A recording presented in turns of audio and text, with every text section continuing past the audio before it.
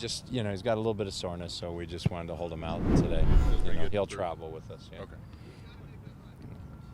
Does I think only in 2011 have y'all gone 2 games without getting points. Is it nice just to? I mean, how important is it just to get that done with? Well, you always want to get points. It's the beginning of the season, so you want to get points, get off that zero as early as possible. But I thought we had a good week of training. I think our team's ready, so we'll get after it. What did it mean for you to see last week's Salt Lake game and see the ending and how they just kind of fell apart defensively? Did that kind of shape how you're going into this one? It's tough. It's tough to really say because they were playing 10 against 10 at that point. Salt Lake had a game midweek as well. Orlando's at home. They're fresh. They're going to be aggressive. So from that standpoint, I mean, you watch it and you observe it and you'll pay attention to it, but it's not like I'm going to lay a lot of stock into it. As you prepare to play at 4,000 feet, is there any relevance at all that y'all played at 7,000 about 10 days earlier? No, I mean, the altitude at Salt Lake's never really bothered us. I mean, it's again, it's the same thing. Even the altitude of Mexico City, the guys dealt with, fairly well. So it's not even something we worry about or talk about.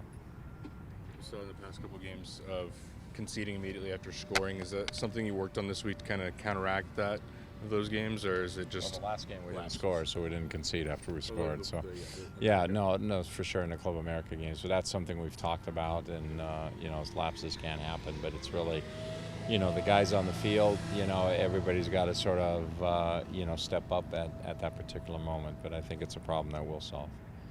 This is just kind of I'll take a shot question, but I noticed this week that the Rochester Raging Rhinos have kind of come back into existence, and I was actually going to do a little something about that, and they were kind of an odd little, I don't know if they ever registered with you, but that was an odd little franchise for a little while. Sort of seemed like they were going to almost MLS bound for a while. Did you ever have any connection to why soccer sort of caught there for a second? You mean when they were in USL or when they're in the old NASL? Because they used to be an NASL team for a while. But they were one of the first to go with the soccer specific. It looked like they might beat Seattle into MLS, and I just wondered if you had any understanding what happened. I don't know as much about their history then. I think Adrian or Brian could probably tell you better because they were around with the USL days. I mean, I remember their NASL history because one of my old teammates played with them. Dave Sarakin, who's the assistant coach at the Galaxy, he played with them as well. And then they went from an outdoor team to an indoor team, sort of like. But they had an interesting little following back then as well. So.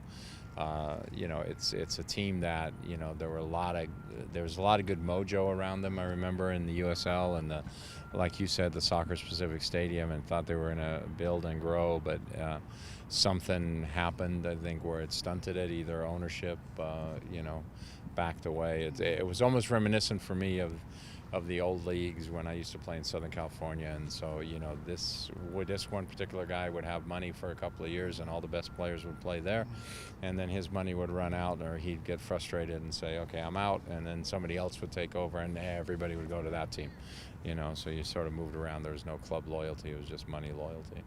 So it's probably the same in Rochester. So. Exceeded my hopes for the question. Thank you. Okay.